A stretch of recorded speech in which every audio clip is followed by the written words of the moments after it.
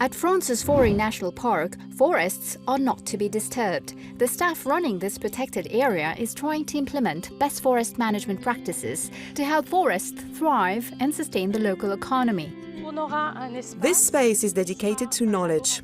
It's an outdoor laboratory to study forests, to look at how they evolve naturally and how climate change affects them. And that knowledge will then be used to better understand the development of the forest. In September of each year, forest rangers leave their cabin to go tree marking. They identify trees that will be sold and others that will need to be preserved. This tree, for example, will be chopped for money using a special hammer stamped by the National Forest Office. So I hit like this? Perhaps you should get a little closer to the tree. Okay. Whoops. Ah, got it. So this is the official seal, ready to be harvested.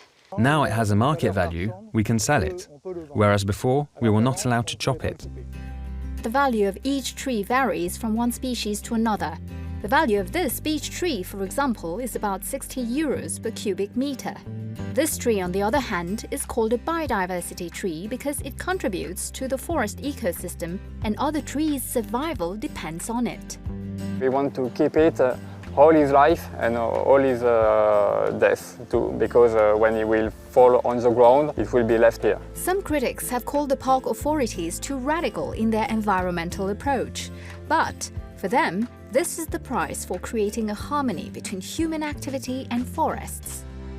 There are many villages on this land. There isn't a single area where man hasn't been using the natural resources attached to it, and that's quite unique.